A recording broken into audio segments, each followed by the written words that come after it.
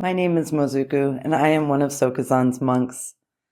Sokuzan's teachings and this community depend on your generosity, both through your participation and financially.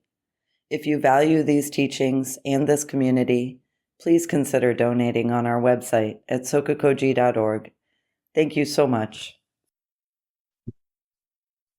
This evening's talk is titled When We Add On. Now, it's totally appropriate to add on to something, to think about something, to see something arise in our mind or in our environment, in our living room, in our community, and add on to it. Totally appropriate to interpret. There's not a problem with that. But when we do that, we also compromise our understanding of what it is that just arose. We do that too quickly, kind of, you could say impulsively. We cover up what is there or what just arose. We don't actually see clearly what that was.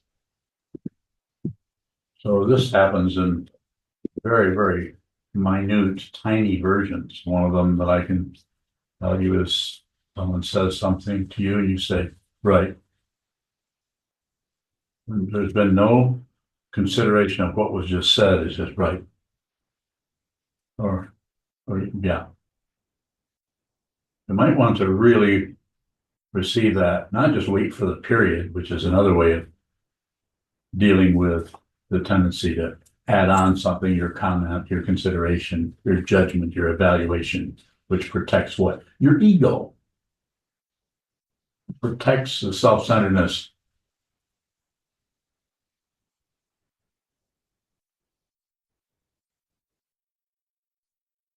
You see this all the time. And the way I teach this is not about stopping that. It will stop of its own, just awareness. Just be aware that you're doing that. Just be aware that you're saying right or right. Sometimes we hear that one. Or I know, I know what you're saying. I follow you. And also there's the addition that doesn't come out through the vocal cords, but just is in your mind stream, much more subtle, but still it is an addition. Don't conclude anything. Give it a try for 3 days. Don't conclude it. Don't come to any conclusion at all.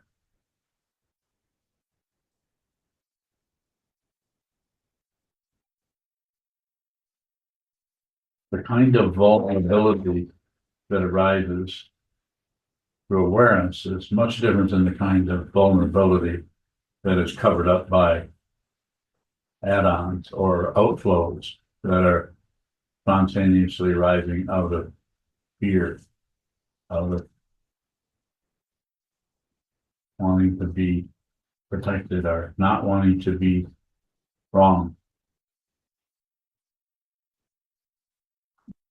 I don't have a lot of energy this evening, so please excuse me.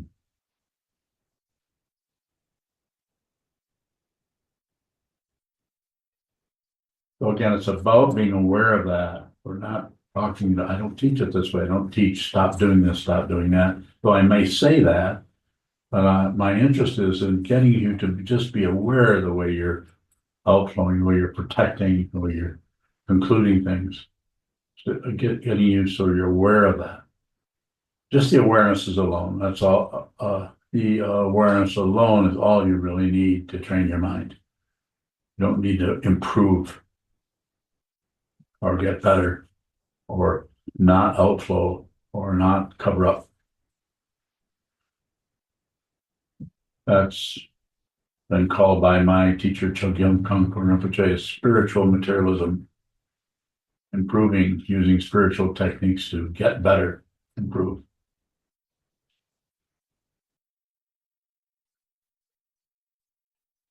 So when I say don't add, you might be able to just stop adding. possible. But also you could see how you can't quite control that it just comes up and the next thing you know, you're saying something or adding something or commenting on something.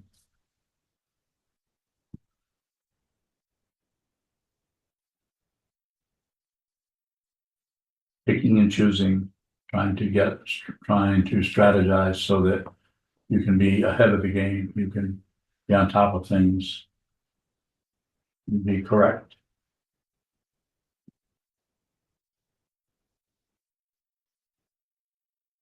Well, I can continue talking, but I can also take some questions. Either way is fine with me.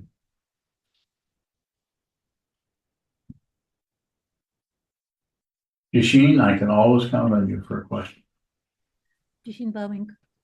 What is that awareness which comes, what is that vulnerability which comes from awareness? Bowing. You have to repeat that since I didn't understand the first couple of words. You distinguish two vulnerabilities, one which is covered, which comes from ego, and it's covered by ego, and the other one which comes when we are aware. So what is that second one? Bowing. Second one is not protecting anything. We don't care what happens. You don't care if you disappear. You're not concerned with outcomes because you know what are no outcomes. The first one is thinking something might happen. You're going to need to protect something. You're going to need to protect the illusion of a separate being who can be threatened, who is in danger, who might look bad, people who might not like.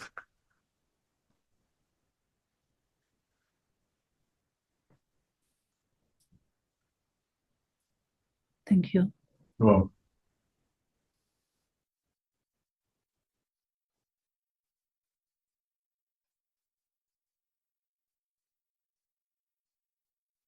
yes, You say the awareness alone is all you need to train your mind. yes.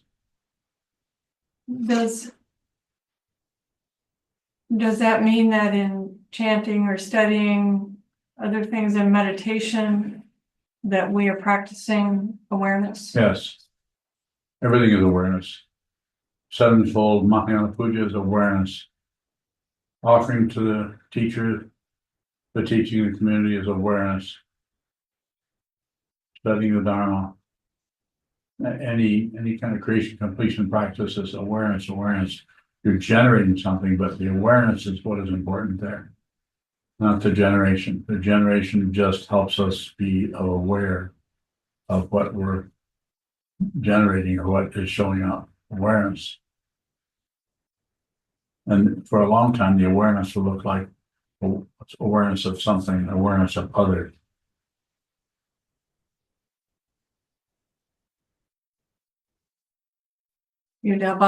Does that awareness, I mean, since there are activities, chanting or puja, Yes. does that start to carry over more easily than the awareness from sitting meditation? There's really no differentiation there. The differentiation is in the person who is practicing those. But fundamentally, there's no difference.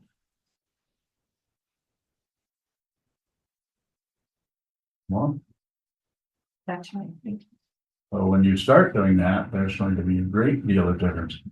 Being aware of the thoughts, being aware of the noises in the room, or in creation completion practice, awareness of the object, or if you're doing deity yoga, awareness of white Tara, and awareness of her image in front of you or on your head, and awareness of the mantra you're chanting, and awareness of your intention to save all beings or give everyone long life or good health, so on, the wisdom. So there's a lot of, yes. Is there awareness of awareness in those practices that isn't like the mindfulness? You're asking if there's awareness of awareness? I don't think so. It's just awareness.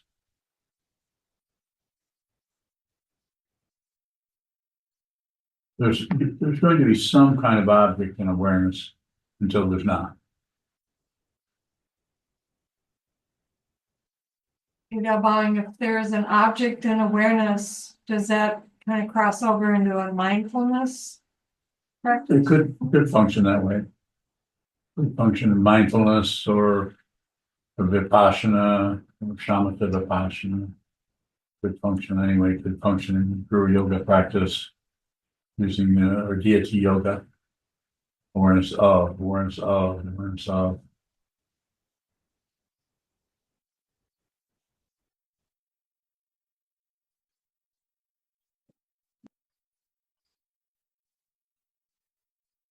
Anyone else in here?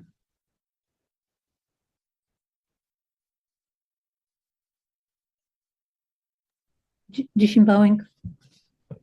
If we don't cover that first vulnerability, are we always or most of the time in that state of that second vulnerability?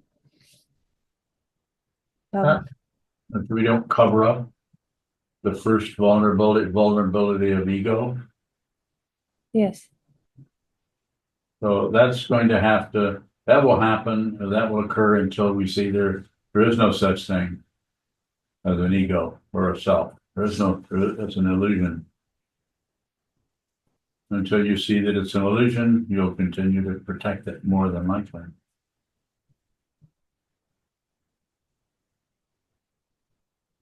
So if we don't cover, we see that it's illusion? Is this what you are saying? No.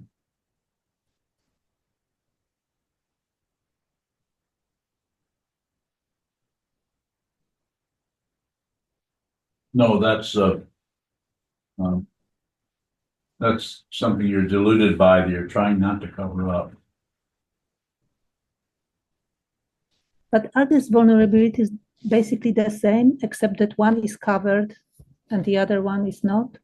So it's just a way of talking about that. I don't want to go down into that labyrinth of otherness and try to just deconnect or just deconstruct this. I'm just saying it's just a simple way of talking about it. It's not substantial enough to go in and use a thinking process to figure it out. This has to be done with your awareness. I'm just telling you that this is just a way of talking about it. But you can't go in and say, well, if I do this, and if I stop doing this part, will this happen or will that happen? It's just more ego looking for some way, some kind of off switch or some kind of control mechanism. You don't have to do that. All you have to do is spend a lot of time watching what moves, sitting on the cushion, watching the movement, and slowly train yourself to see that that is an illusion that you are no longer deluded by. When you see that it's unreal. Thank you. You're welcome. It's a profound discovery, and it's completely ordinary. Ordinary. It won't be a fancy feeling you'll have. I think I've discovered the nature of reality.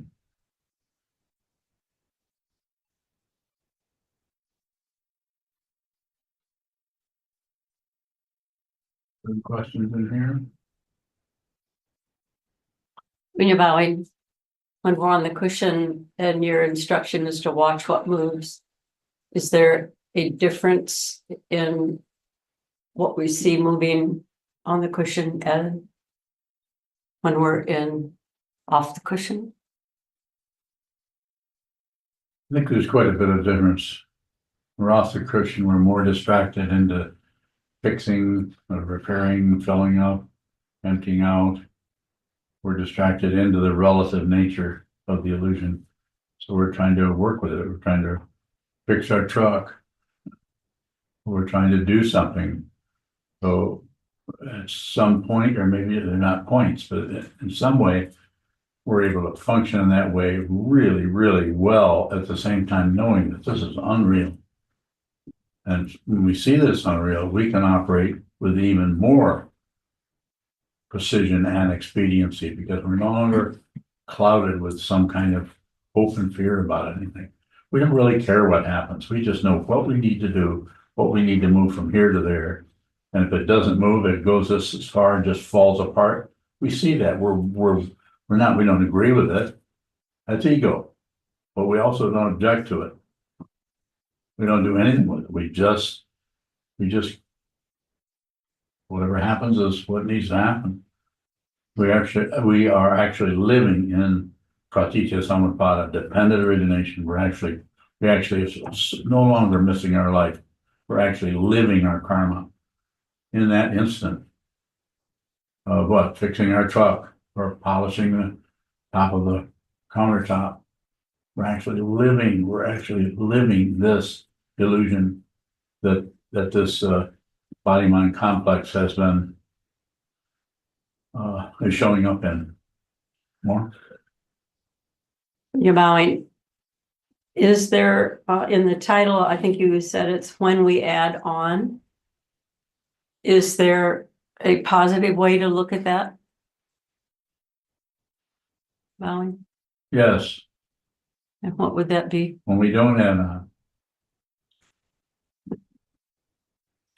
When we add on, it confuses it, it makes it just circular and flip this way and that way, and we're picking and trying to pick the right thing.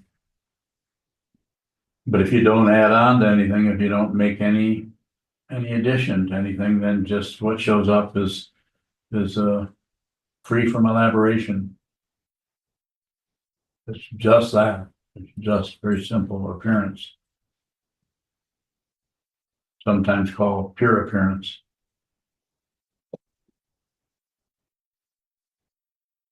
When you're bowing, is that apathy? No, When you say we don't care what happens, that's not apathetic. no. What is it? It's we're not concerned with outcomes. Apathy is thinking there's an outcome and not giving a shit about it. Not concerned with outcomes. If you want the ultimate understanding, there are no outcomes.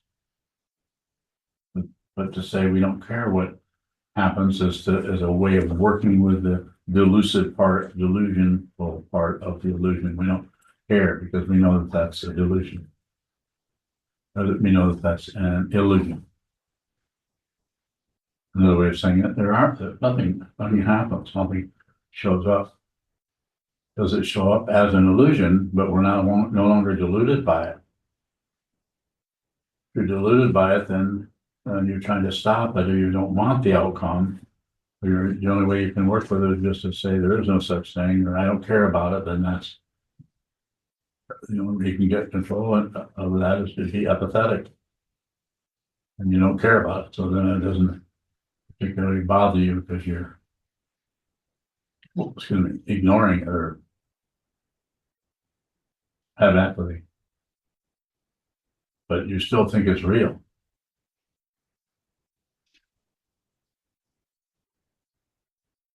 When you're bowing, so to see that this is an illusion, what is it that sees? Consciousness sees that it's not a person, just consciousness. There's still a person here in the illusion that has ups and downs, has nerve endings, so that illusion is still functioning in the illusion, but we're not deluded by it. When you're bowing, but isn't it consciousness that creates that illusion? Well, probably, if you need a source, then that probably would be the most accurate one. Consciousness showing up as objects Just like the cloud showing up in the sky created the cloud.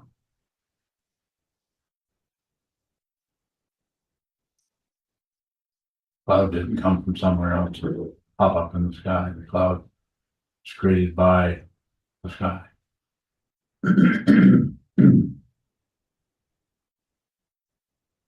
When you're bowing, is everything then created by consciousness? That's how it looks. And consciousness is a word. So, but using the words to describe things that are very difficult to describe accurately in a way that creates some kind of evidence that that's the truth. But if you see what this is, you don't need evidence. Evidence is a relative structure. You don't need it. You may want it, but if you see what this is, you don't want it. You don't need anything. You don't need anything else. You see it. This is a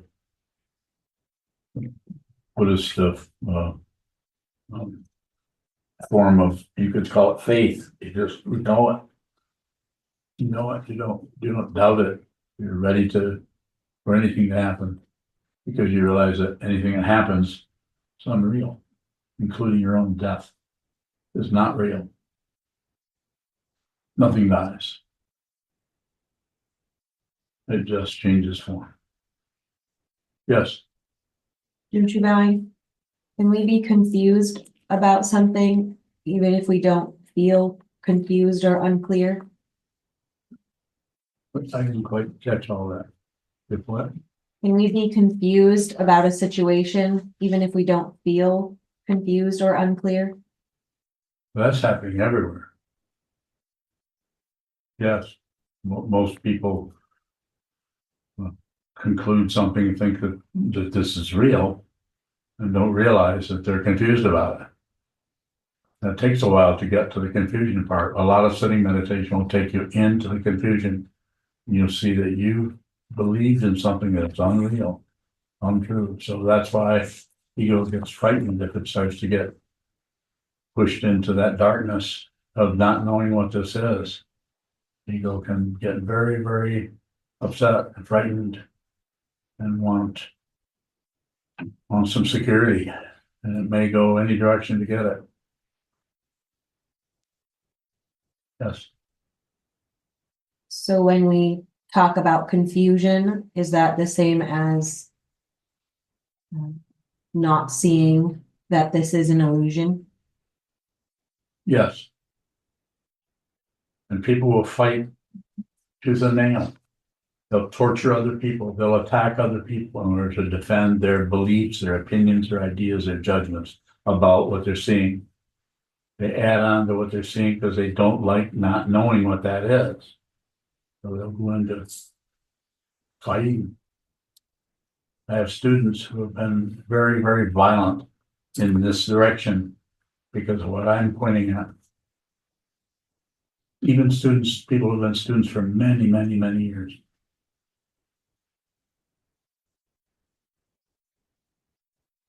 Right. Are you, as the teacher, protecting anything?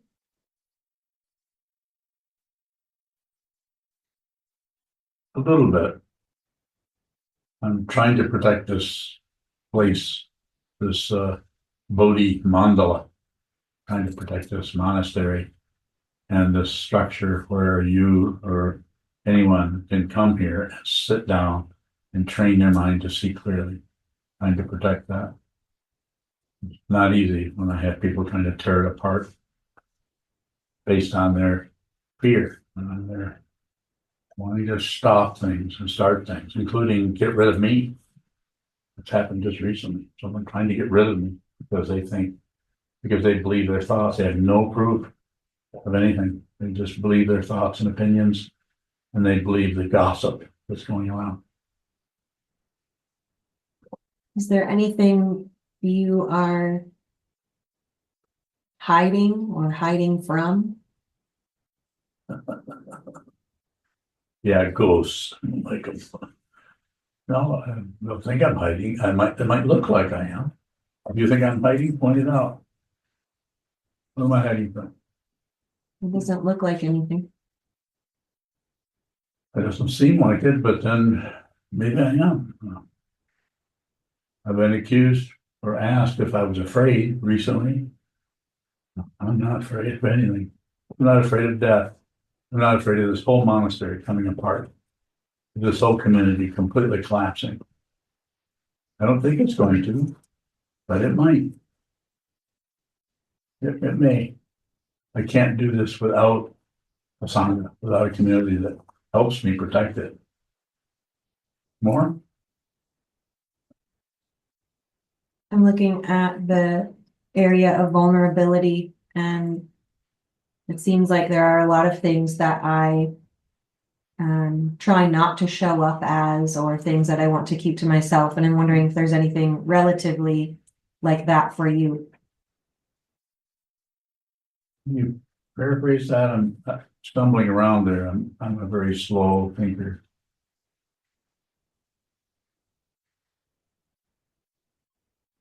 Do you have any secrets? Yeah, I got several of them. I'm not telling you.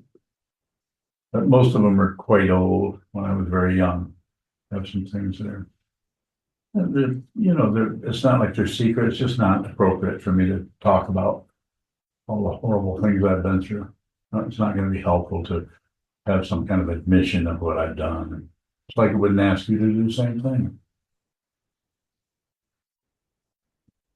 I really needed the mind training I got from my teachers. I really needed that. That was a mess. I had so much self-judgment that I really thought seriously many times of getting rid of myself of this lifetime. It was so painful and so much self-judgment of myself. And I still acknowledge those things in my own mind, things that I did or said or things that occurred. But there's no point in telling anyone about it necessarily. I've worked with it.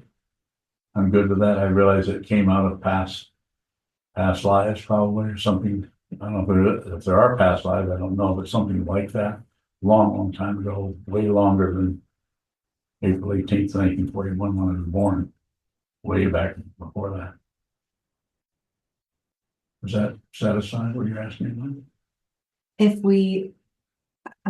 we have secrets or things that we feel are private or don't want to share with others, should we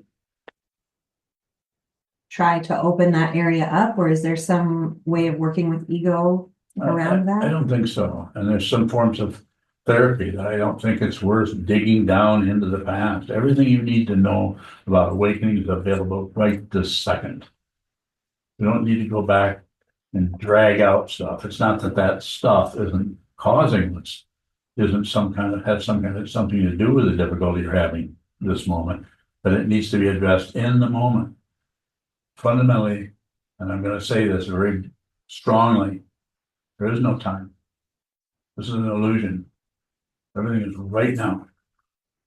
There's no past, there's no future.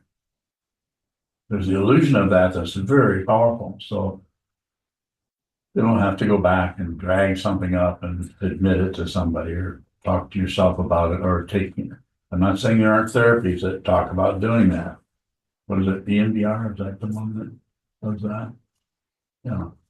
And that can be very, very, actually, we're protected from that so that we can work with the present moment. But psychologists believe in time and space. They believe in right and wrong. And so they go back and have a technique for going back and ripping out the past and dragging it into your present life. And it's painful. And when there's no mind training, you have no way of working with it. It's sad that they're doing that, but that's just part of what's occurring. It's all about control. You do not need to control anything, for one thing. And for another thing, you can't control anything anyway. There isn't anyone. More? Thank you. Yes. Again, bowing, how do we support as the Sangha? How does the Sangha support your well-being, your health? very best thing you can do is train your mind. Find out who you are. Don't be at the mercy of your own thoughts and emotions and delusion. Just train your mind to see clearly. Hogenbowing, how does that support your health? We're not separate. You think there's a separate person up here. I know there's not. If I thought I was a separate person, I couldn't do this. I would doubt myself. I have so much negativity coming my way from students in the last couple of years. I would doubt and I would think, maybe I'm not doing this right. I don't think that at all. Does that mean I can't make a mistake? Well, probably I can. Stumble over a lot of things. But it's just dependently arisen. Train your mind. See clearly. And if you can, this is different with each person, dedicate yourself to this. Dedicate yourself to this, but this is an ancient path. 2,500 years of this, of people doing this very thing as monks or as lay people. The best thing you can do. You don't have to believe what's happening here, but you can give it the benefit of the doubt. Continue to walk your own path.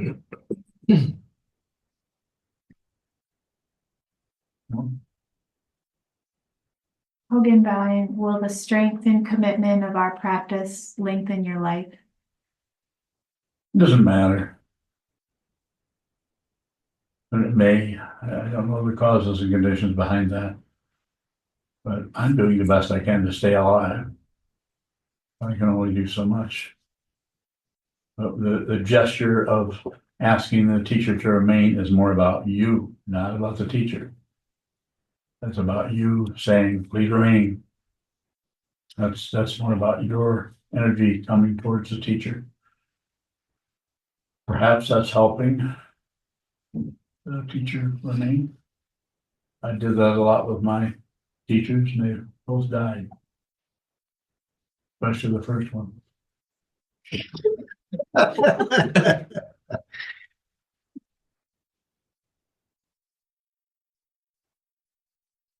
Hogenbowing, you said it's more about what we as students receive than what we give. How does receiving strengthen our commitment? How does that strengthen this Just module? starting with your own mind, just whatever shows up in your mind, just receive it. Just receive it. No addition, don't add. It just shows up. You don't have to know what it is. Just receive, receive, receive. Thank you. You all right? Yes. Okay. Yes, sir. Hang and bowing. How would we know if we aren't living out of our karma? If we Bowing. aren't,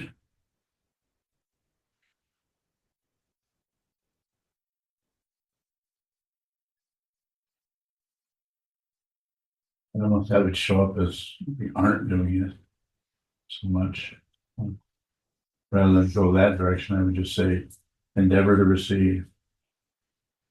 So if there's a lot of resistance in you, maybe that might be an indication that you need to practice more, practice receiving, practice on the cushion, whatever shows up. Receive that. As they say in the precepts, be with all things, whatever shows up. And part of that is noticing how you object to this and you agree with that. Continue to add on, subtract, divide, all that stuff. Kayan bowing. I realized I could have just as easily asked, how would we know if we are living out of our karma? Bowing. No, just that you're receiving. Good one. Just receiving. You see the difficulty coming your way and you just receive it. You just breathe it. Just taste it. Just taste everything. It can be very, very painful because it's a first noble truth. Life of suffering. It can be extremely painful.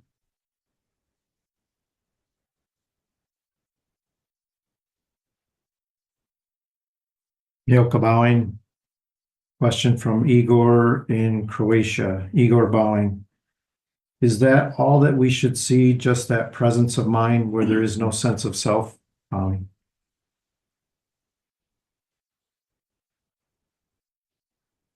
So I'm not, since I don't know, I'm not sure what those words are adding up to as far as your consciousness or your awareness or your practices. But I would say you need to receive whatever shows up in the mind, not just the concept of the presence of mind. You need to show up, you just need to receive the emotions, the feelings, the memories as they come, as they show up as you're sitting.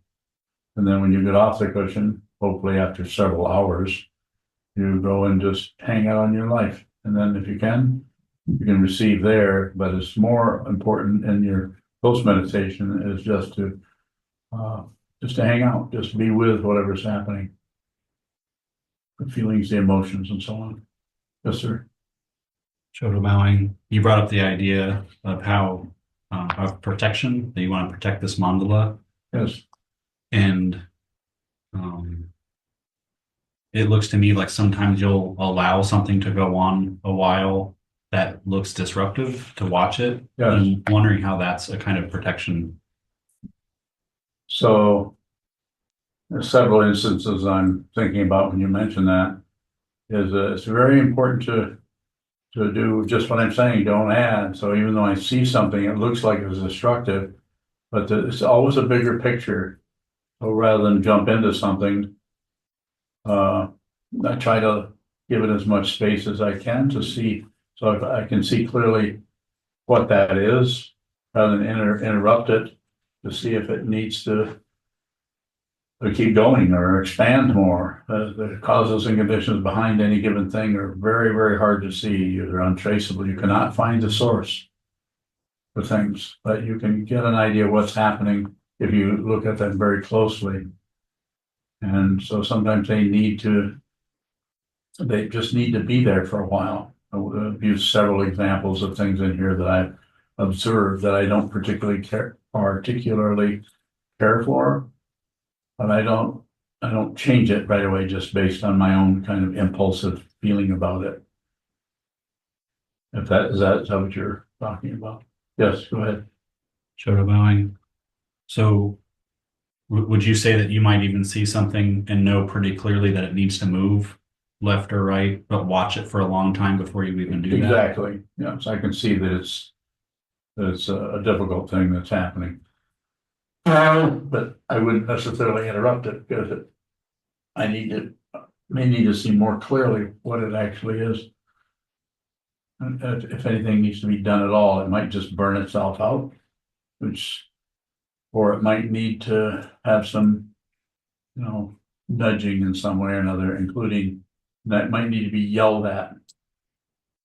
I've had people lately complain about I yell at people too much in here. I think the organization down the road here, the rumor hit them that I was some kind of a old person who meditation teacher who yelled at his students. So that's not something I have a say-so about. I don't sit up here and control myself and saying, oh, I better be careful not to yell at anyone. Sometimes that's the only thing. Go ahead. Shoto bowing. You've been doing that since I've known you, and when people say that you're doing that now, I get confused, like what they're seeing as a difference. Like, are you seeing some difference that's happening now? No, I don't know. Did I yell a long time ago? Not in the same way. No, well, I didn't have any students back then. I mean, then I had meditation students, 25, whatever it was, years ago that I've had since 1978. And then I was teaching people how to meditate when I met Okinawa. So I was not their teacher. And even though they would ask me to be their teacher, I would say, no, Sakung Mipam is your teacher. Didn't I say it that way? No, more or less. Mm-hmm. Or did I say something else? It's hard to remember. You're getting old, aren't you? Yeah. Hard to remember. So, yeah, but then I began functioning as as a teacher teaching out of what I'm looking at, I was not seeing it then. Now I'm seeing it, so I function differently. So I may, if I can see that no matter what I say or do, the person is still hiding out in the same old orange crate they've been in since I met them. Orange crate, you know what those are?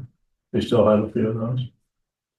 And usually when I meet somebody within the first 1 or 2, maybe 3 interviews, I see where they're hiding. But I also see that they have to see it. I cannot spring them out of that necessarily, but eventually it gets to the point that it looks like they're just making a nest inside of there. So I yell at them, sometimes quite intensely. That.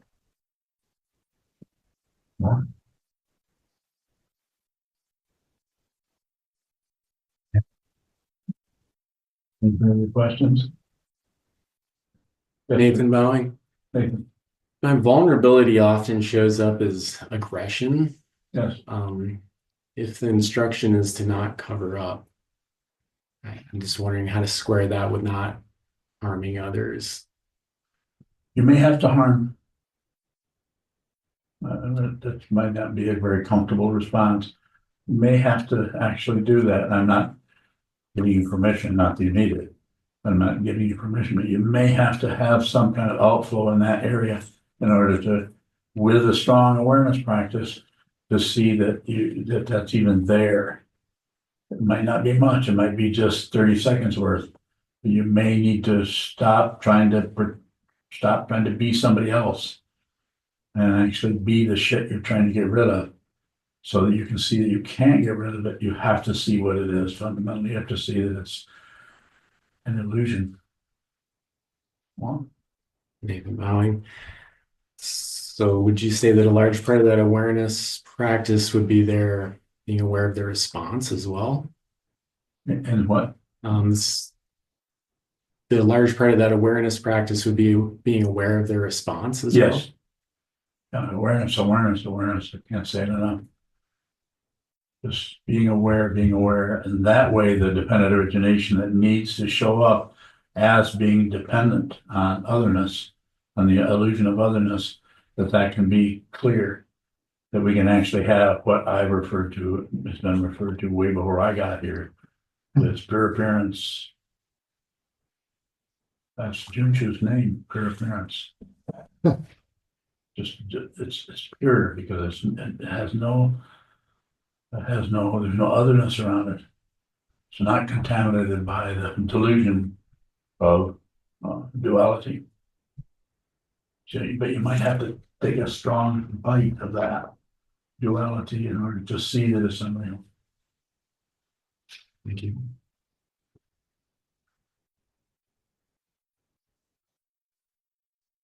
Anyone on the kaleidoscope?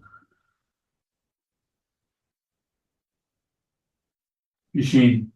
Bowing. Following Hogan's question about protecting the teacher, which I believe that this is crucial for the mandala. But how can we in any way, beyond sitting and participating in the studies, can we protect mandala in any other way as well? Bowing. So I would say that participation with the Sangha, who is studying the Dharma, that's why I've set this up, so there can be a strong community that studies the Dharma together. I'm sure you've noticed, and others have noticed, that when you study the Dharma with other people, you have agreements, you have disagreements, you have difficulty with others, but this allows you to be with the Sangha, and with your topic of study is the Dharma. And then in our situation, we've set it up so that the teacher can come in for the last few minutes and respond to questions. It's a strong protection. You're actually studying the Dharma with the Sangha and with the teacher. That's a pretty strong protection.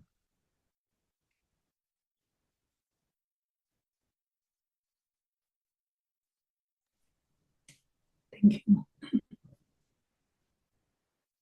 When you're bowing, when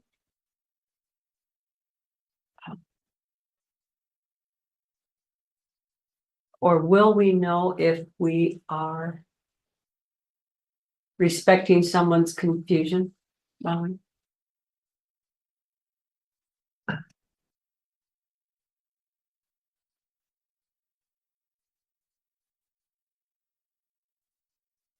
So that confusion that you're seeing may be your confusion you're projecting onto them. And you just, it looks real. It's like they're the ones who are confused and you're the one who's clear about their confusion. So I'd like to say that first, but then I would come to, if you're not blaming them for the confusion, no blame. If you're blaming them for it, then you're disrespecting that situation, disrespecting the first noble truth. Life is suffering. Everyone is suffering. Whether they know it or not, they might be doing a very good job of covering it up. They might not realize they're suffering until the day in which they find out they're about to die. And then that's all that suffering comes out because they've not studied their true nature. They think they're going to live forever. I'm quite shocked that they're about to come to the termination of what they thought was their life.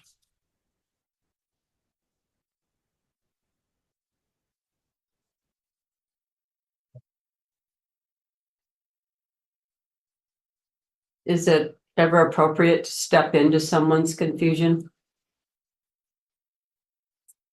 How do you mean step into it? If we think we know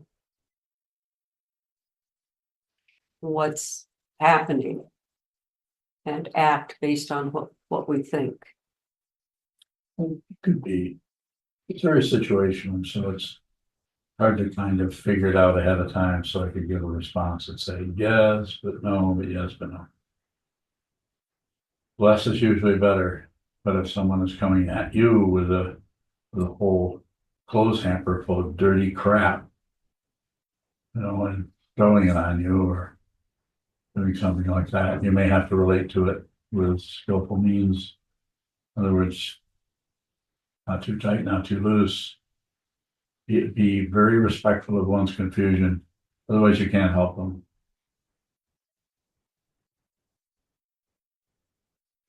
When you're bowing, can we be?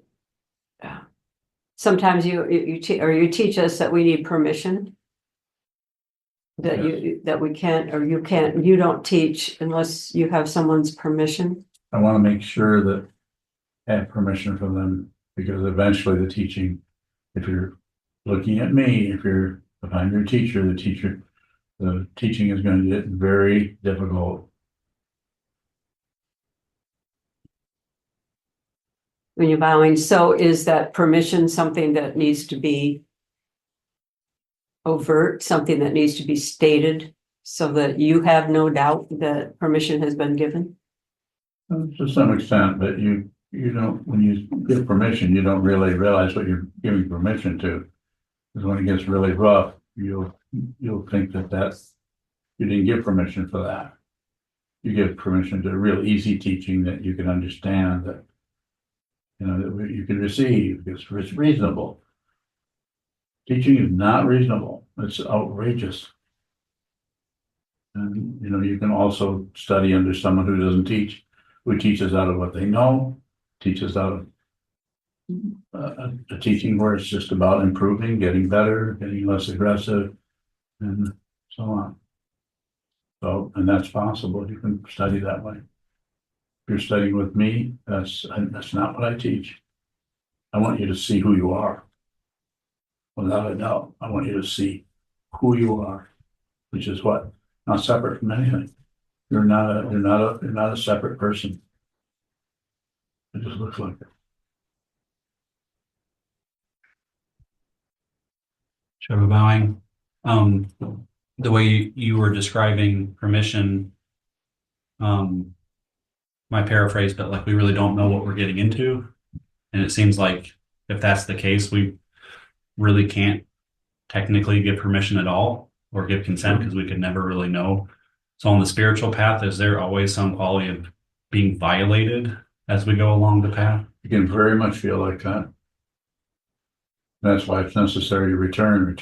Don't maintain anything, because what you maintain is not going to hold on. You're going to have to return to it. You're going to have to return, because the nature of the situation, working with ego, which is covering up your Buddha nature, your awakened nature. So you may have to return, and this is why something like the sevenfold Mahayana Puja or the prostration, or this is why some of these tantric practices are so long and complicated, so that you do hundreds of thousands of prostrations, millions of mantras, so that there's any self-centered situation that's happening there, it's getting drawn into the offering to the teacher, offering to the mandala, offering to the guru. It can be very difficult. I'm not recommending it. I'm just saying this is what it is. If you want it, it's available.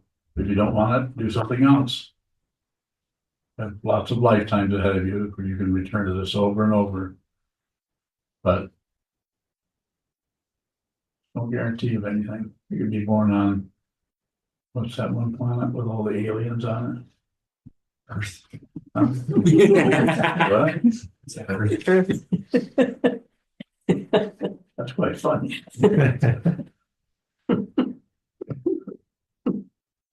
How many aliens are on Earth?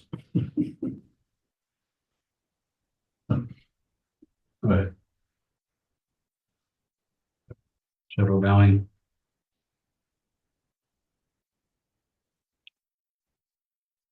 This is pretty abstract, so I want to try to ask it, but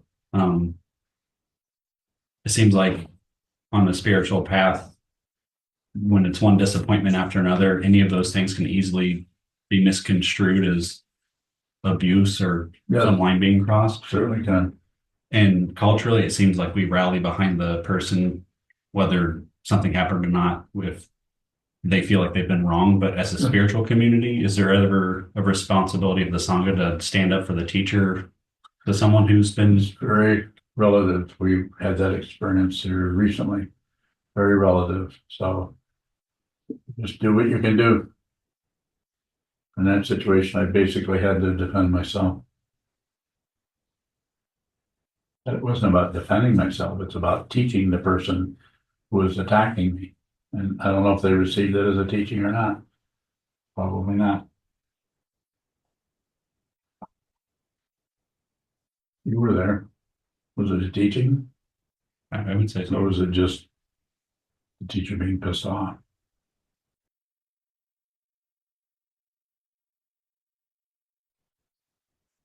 What do y'all think? I know what you think. Very good. Thank you very much. My name is Mozuku, and I am one of Sokuzan's monks. Sokuzan's teachings and this community depend on your generosity, both through your participation and financially. If you value these teachings and this community, please consider donating on our website at sokukoji.org. Thank you so much.